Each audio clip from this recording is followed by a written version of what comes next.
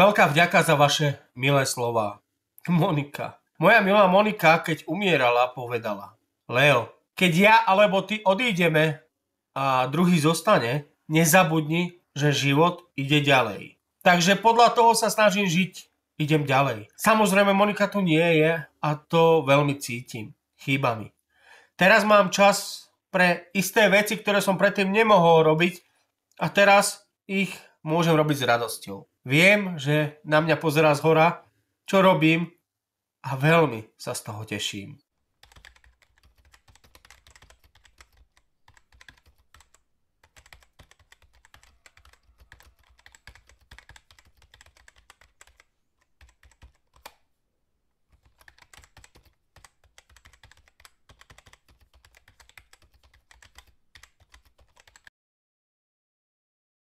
Som hrdý na to, že som sa narodil v Corleone dňa 30. augusta roku 1946. To znamená, že o pár mesiacov budem mať 79 rokov.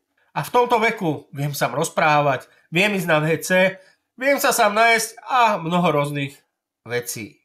OK, moment.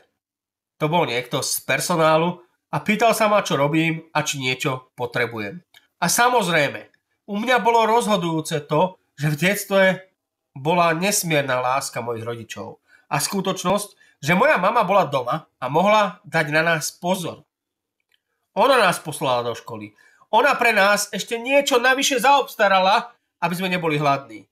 Bola veľmi pozorná. A áno, môj otec, ktorý bol najprv poľnohospodár a mal obilie, no a potom so svojím bratom založili firmu, aby kúpili obilie v Corleone a nákladným vozidlom dovážali obilie do Palerma alebo do dedín, kde boli mlyny, aby mohli obilie pomlieť a urobiť múku a tak mohli zarobiť peniaze. Ja som najprv navštevoval základnú školu 5 rokov v Corleone. Tu sme museli urobiť skúšku na konci 5. ročníka. Potom som dosiahol 2. stupeň školy a dvere k štúdiu boli otvorené. A mal som ešte 3 súrodencov. Lea, tá bola o 2 roky staršia ako ja.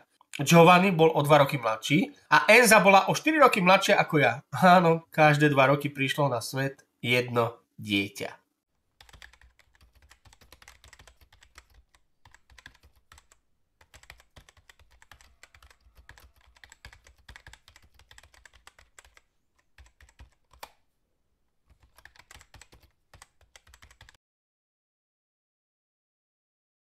Rozhodnutie odísť nebolo ľahké. Musel som emigrovať preto, lebo môj otec nevedel pre nás zadovážiť chlieb a jedlo. Mali sme suseda, ktorý pracoval v meste Bazilej u spoločnosti Ciba.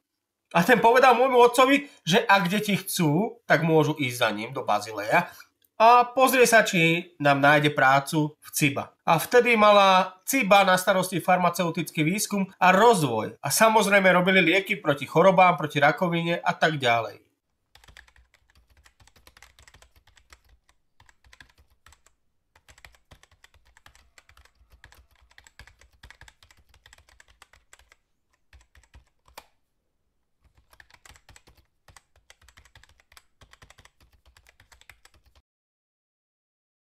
Áno, tento vnútorný pocit som mal vždy, pretože som jednoducho nemohol akceptovať to, že by 2, 4 alebo nejaká malá skupina ľudí rozhodovala o celom meste, o 10 000 ľuďoch v Corleone a dokonca aj na celom svete. Samozrejme, nemohol som na začiatku toho veľa urobiť, pretože som sa musel koncentrovať na moju prácu a štúdium. Začal som pracovať v meste Bazilej a bol som na začiatku len pomocným pracovníkom a to som začal pracovať 2. februára roku 1965. Mojou prvou prácou boli zvieratá, starostlivosť o nich. Tieto zvieratá sa používali vo farmaceutickom priemysle, aby sa na nich skúšali nové lieky. Čistil som im maštale a následne som im aj dával žrať. Potom som mohol absolvovať maturitnú skúšku a následne som začal v laboratóriu ako pomocný laborant. Taktiež som navštevoval večernú školu, to bolo nejaké 3 roky a potom som urobil skúšku na biologického laboranta a taktiež som urobil skúšku na biologického laboranta. To bol rok 1971. V roku 1967 som spoznal Moniku a tá ma vo všetkom podporovala. Ona sa tiež vyúčala, pretože jej otec, no ten mal aj s jej maminou veľkú knižnicu v Bazileji. Ona sa tam zaúčala a potom sme sa išli večer najesť a bol som u nich tiež pozvaný. V roku 1968 prišla moja rodina do Bazileja a my sme mohli konečne byť všetci spolu. Môj otec tu tiež pracoval a bol v tom veľmi dobrý. Potom žiaľ prišiel rok 1970 a moja mamina mala rakovinu maternice a bohužiaľ o niekoľko mesiacov zomrela. Po smrti mojej maminky sme sa s Monikou vzali.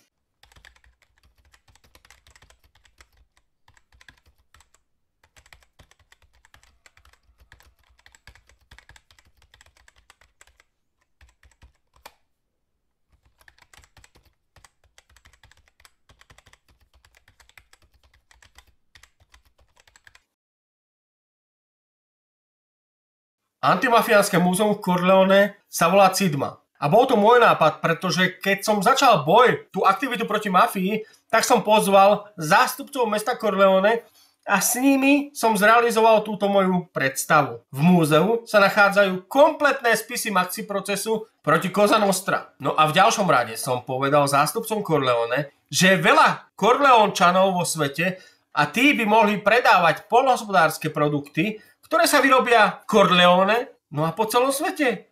Je to jednoduché. Aby sme vytvorili pracovné miesta v meste, tak ich musíme podporiť aj zvonka. Tento nápad považovali za veľmi dobrý. Potom sme založili skupinu s názvom Corleonese il Mondo. Corleončania vo svete. Aktivizovali sme sa a hlavná myšlienka bola potom odovzdaná veľvyslancovi v Taliansku v basene. V roku 2004 sme urobili presne to isté aj pre celú Sicíliu. Mali sme asi 50 výstav z celej Sicílie. Boli tam produkty a dokonca to bolo v septembri roku 2004, to bolo prezentované v Bazileji a doslova z celej Sicílie. Ak si dobre pamätám, tak to bolo cez víkend 24. až 26. septembra a dodnes sú tu firmy, ktoré stále predávajú produkty a na Sicílii vytvorili mnoho pracovných miest. To bolo skutočne veľmi, veľmi pozitívne.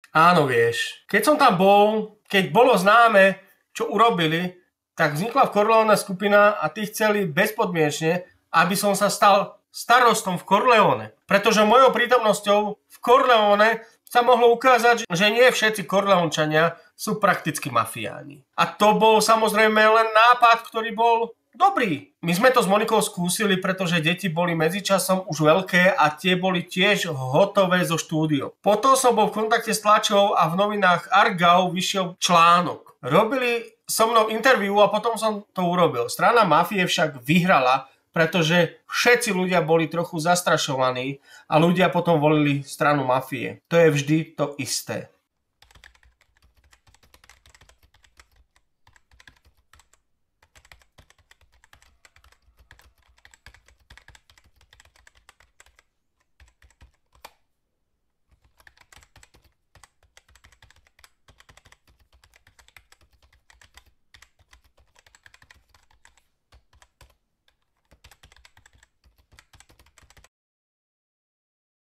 Vieš, to bolo tak, že som chodil na univerzitu najprv v Bazileji a potom vo Florencii. No a tu som robil doktorát. Potom som bol späť v Ciba a začal som robiť výskum, aby sa objavili lieky proti vysokému krvnému tlaku a krvnému obehu.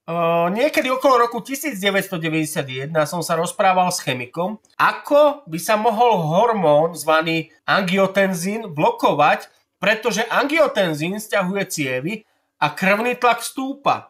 On videl molekulu a potom liek syntetizoval, tzv.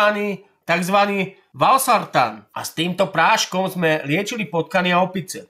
Odpoveď bola pozitívna, keďže u nich krvný tlak klesol a mohli dlhšie žiť. Potom sme to urýchlili, no a všetko som organizoval ja, všetky štúdie, aby mohli byť robené aj na človeku. A prišiel rok 1996 a liek mohol výjsť na trh a bol nazvaný Diovan a bol proti vysokému krvnému tlaku. My sme nedávno počítali, že pôsobením lieku Diovan sa zachránilo cez 100 miliónov ľudí pred predčasným úmrtím z infarktu. To je hlavný dôvod, pretože ma Novartis prakticky dal kandidovať na Nobelovú cenu medicíny v roku 2004. A to by sme chceli teraz urobiť ešte raz v roku 2026, pretože v roku 2004 vyhrala iná skupina.